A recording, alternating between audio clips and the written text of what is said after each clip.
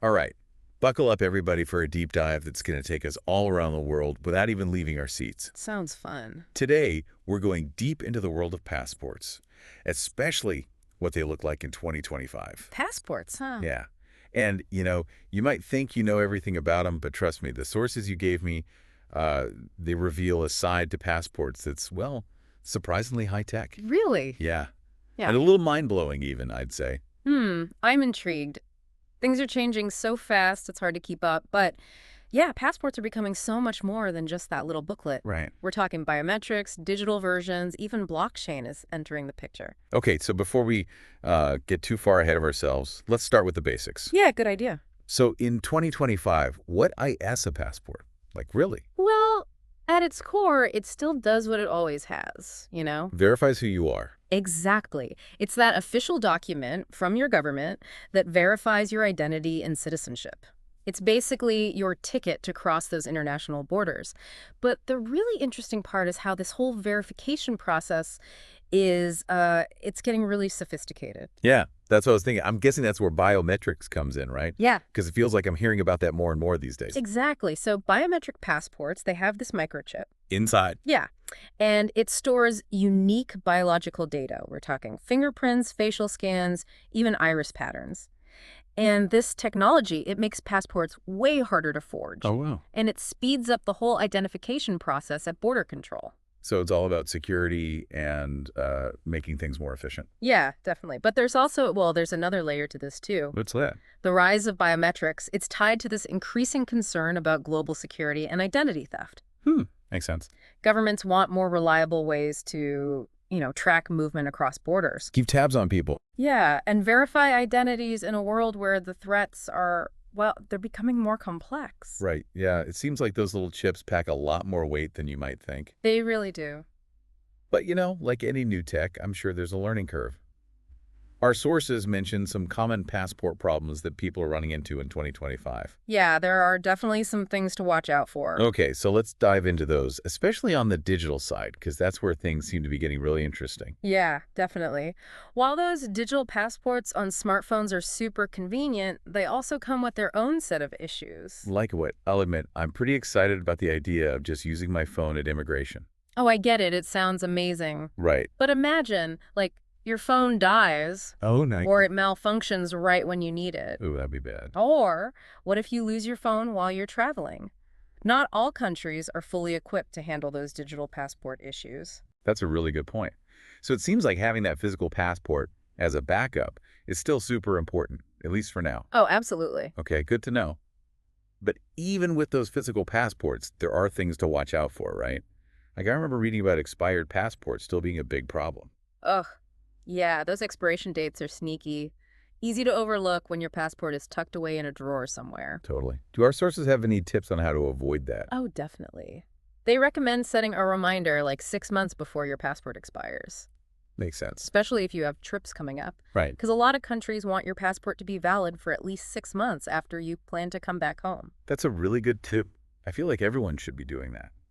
But it's not just about expiration dates, is it? I remember something about those passport photos having really strict rules. Ugh, don't get me started on passport photos. They're notorious for causing problems. What's the deal with them? The rules, they're so specific. The dimensions, the background color, even your facial expression has to be just right. A tiny error can get your application rejected. So you're saying it might be worth it to splurge on a professional photographer for that passport photo? It could save you so much hassle later on, and don't forget about being super accurate when you're filling out the application itself. Oh, right, of course. Even a small typo in your name or birth date, that can cause big delays Oh, no. or even lead to rejection. Wow, so it really is all about the details. Makes you realize how important every little thing is when it comes to passports. Definitely. But let's shift gears a little and move beyond just the problems and talk about how to actually set yourself up for success, like what our sources call passport success in 2025. Now, this is where things get really interesting. The sources have some amazing tips, things that go way beyond the basics. Okay, I'm all ears. What's the first one? Well, they recommend investing in a good, high-quality passport holder. Huh, I wouldn't have thought of that. What's so special about a passport holder? It's not just about keeping your passport organized Right. and looking all fancy. Okay. A A really durable holder can actually protect those biometric chips from getting damaged, Oh, I see. wear and tear. That way they'll work properly when you need them. So it's like a little suit of armor for your passport, protecting all that tech. Exactly. Okay, that's a good one. What else do they suggest? Well, they talk a lot about travel apps and how they're becoming increasingly important. Okay, yeah, those are everywhere now. Right. Many of them let you scan and store digital copies of your passport and other important documents right on your phone. Well, that's smart, Yeah. especially if you're worried about losing your passport. Exactly. Having that digital backup can be a lifesaver if something happens. Plus, it helps you stay organized and manage all your travel info. Okay, so we've got the physical passport protected and backed up digitally. Yeah. What else is there to think about for this whole passport success thing? Well, this one might sound obvious, but staying up to date on all the passport technology is crucial now more than ever. It's like any tech, right? You snooze, you lose. Exactly. With biometrics, digital passports, and blockchain all changing so rapidly, things can get outdated fast. Makes sense. But I think a lot of people might be wondering why all this fuss over passports. If you're not traveling all the time, does it really matter that much? That's a great question, and it actually shows how passports are evolving beyond their traditional role. How so? Well, they're becoming a primary form of identification. For more than just travel. Yeah. Think about opening a bank account, applying for a job, even proving how old you are. Oh, A wow. passport can be your go-to document in way more situations now. That's a really good point. So even if you haven't left the country in years, it's still important to understand how passports work. Definitely. Okay, so let's talk about actually getting or renewing a passport. Yeah. How has tech changed that whole process? It's become way more user-friendly. A lot of countries, like the US, have online application systems now. Oh, nice. So no more paper forms? Well, there might be some, but online you can fill out forms, upload documents, and even schedule appointments, all from home. That sounds so much easier. It is. But for our U.S. listeners, it's always best to check the official U.S. passport application page. Makes sense. Go straight to the source. Exactly. They'll have the most up-to-date info on what documents you need, fees, processing times, all that. Great advice. Yeah. Speaking of sources, ours provided some really interesting historical context, Oh, yeah. Like what? specifically how 9/11 impacted passport security, which I thought was really interesting. Yeah, it was a huge turning point, impossible to ignore. After 9/11, there was this global push for more robust border security, and passports became central to that effort. Right. It makes sense that something so major would change how we think about security. Yeah, definitely. One of the biggest changes was the adoption of biometric passports. Those chips we talked about earlier. Yep, incorporating fingerprints and facial features, that kind of biometric data added this whole other layer of security, making passports way harder to fake. Wow. It's amazing how something as, I guess, seemingly simple as a passport has been totally transformed by technology. It really is, and the transformation is still happening. Right. I mean, those biometric passports paved the way for digital passports on smartphones, which are super popular now in 2025. That does sound convenient, but are they accepted everywhere? Not all countries have fully adopted them just yet. Okay. So it's best to have both a physical and digital version when you travel, at least for now. Good to know. Sometimes it takes a real-world story to truly understand these passport issues, and our sources had some great case studies. Oh, yeah, I love a good story. What did they talk about? Well, one that really stood out to me was about a tourist in Southeast Asia who had their passport stolen while on vacation. Oh, no. Yeah, it was a total nightmare. Without their passport, they had to report the theft, get emergency travel documents, and apply for a new one, all while trying to salvage their trip. That sounds incredibly stressful. Makes you realize how important those passport copies and safekeeping tips are. Right. A little preparation can go a long way. Definitely. Our sources also mentioned the passport delays during COVID, which wasn't that long ago. Oh, yeah, that was rough. It really showed how global events can impact something as seemingly simple as getting a passport. Right, with governments slowing down and travel restrictions everywhere, people were waiting forever to get their passports. And it really messed up their travel plans. Definitely. It highlights how important it is to plan ahead and just, how interconnected passports are with everything else going on in the world. Totally. Yeah. And that brings us to a really important point. Passports are tied to way more than just our individual travel plans. Exactly. They play a huge role in global security, too. They really do. It's not just about our personal freedom to travel, it's about national security. Right. Keeping everyone safe. Exactly. Passports help authorities track movement across borders. Which helps them do what? Well, it helps combat trafficking, identify potential threats, and just, ensure national safety overall. It's all connected. It is. And our sources even quoted Chris W. Johnson, who's a security and travel advisor. What did he say? He said, with the rise of international crime and terrorism, passports have become key in preventing illegal border crossings and protecting national security. That's a really good point. And all those advanced passport technologies like the biometrics we talked about, they're making a big difference in security, right? Absolutely. They help verify identities more accurately and make it much harder for people to slip through the cracks. Wow, it's fascinating to see the bigger picture beyond just our individual travel experiences. It is. And speaking of looking ahead, we have some insights from an expert on the future of passports, which is super exciting. Ooh, I love hearing about the future. Who's this expert? His name is Rod Harold Tan, and he specializes in border security systems. Okay, what does he think? Well, he predicts even more seamless integration of digital identity verification with travel, in the future. So even more tech advancements. Definitely. And he thinks blockchain technology will play a key role in this evolution. Blockchain and passports. That's not something I would have ever thought of. It's crazy how fast things are changing. But it's not all about the tech. There are human stories, too. Oh, wait. Our sources share some amazing examples of how Let's Study, a company that helps students study abroad, has helped Indian students overcome passport challenges. Oh, that's great. I always love hearing about how people are helping each other. Yeah, me too. So one student, his name was P. Santosh, he was facing a super tight visa deadline, and he didn't even have a passport yet. Oh, no. Let's Study helped him through the whole application process, helped him get all the documents he needed, and even got him a call appointment to speed things up. Wow, it sounds like they really went above and beyond for him. They did. And because of their help, Santosh got his passport in just 5 days and was able to go study in Canada. That's amazing. What a close call. I know, right?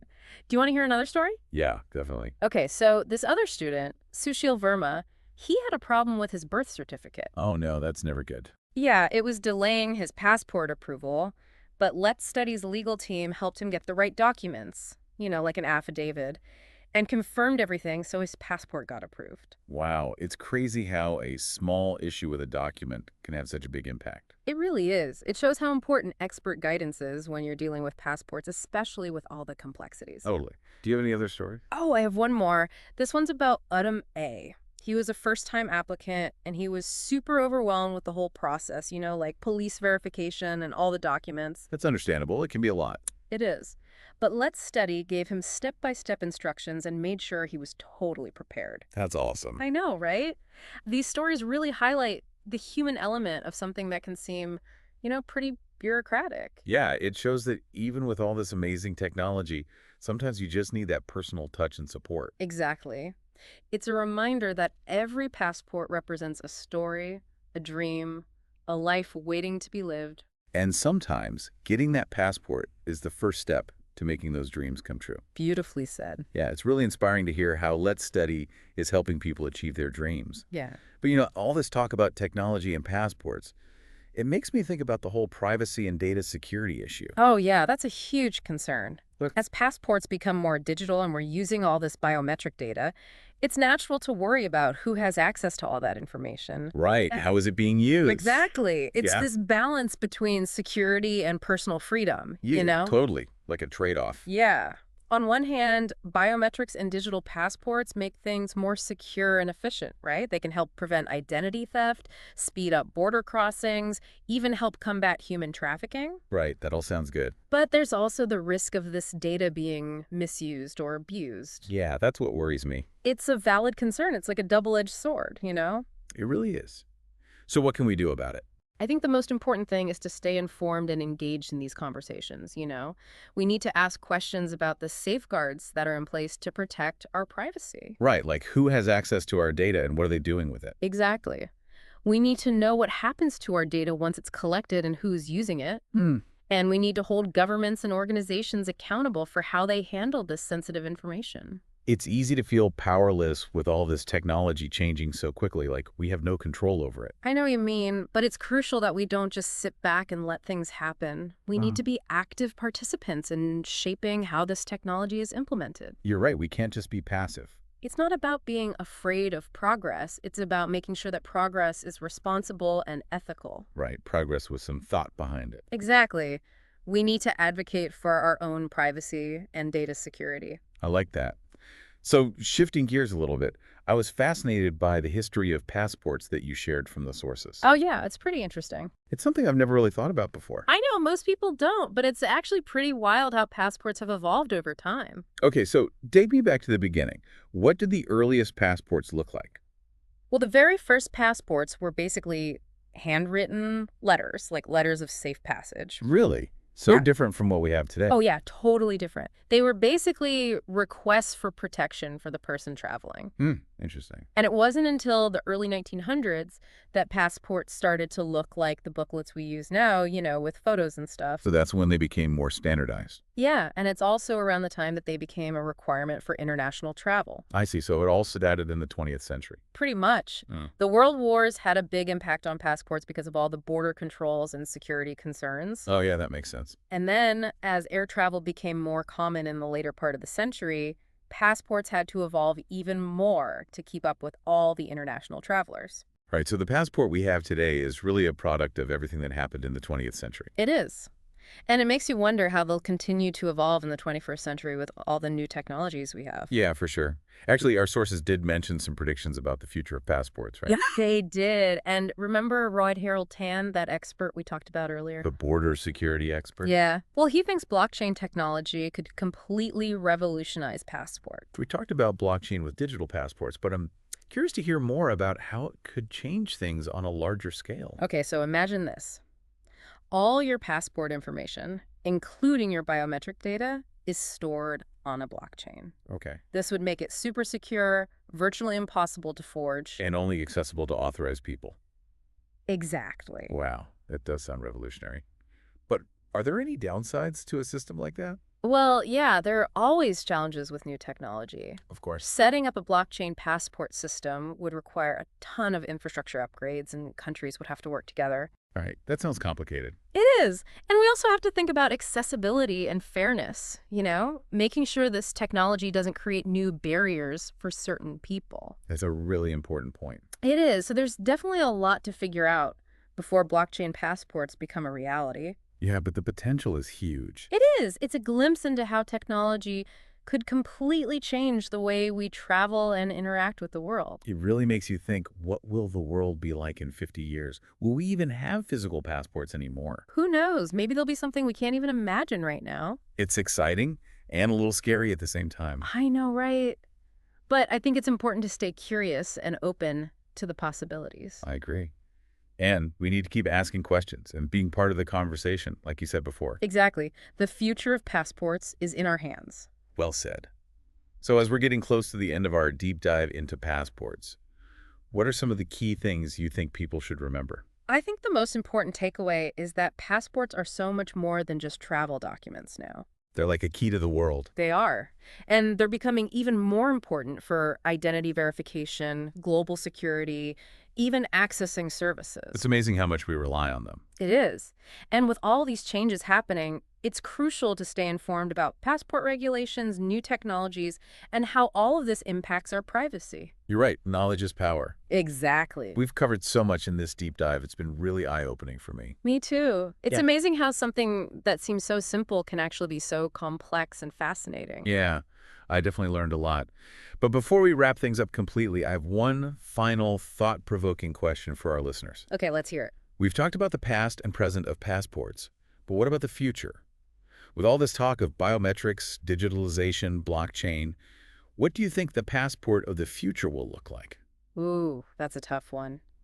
It's hard to say for sure, but if I had to guess, I think they'll become even more integrated into our lives. Why? Well, maybe they'll be embedded in wearable tech or linked to our digital identities in ways we can't even imagine right now. That's mind-blowing. I know, right? It's crazy to think about, but it's also exciting to imagine all the possibilities. Yeah, and how this little document, or maybe not even a document anymore, will shape how we experience the world. Exactly. I hope our listeners will continue to explore these possibilities and stay curious about the future of passports and global mobility.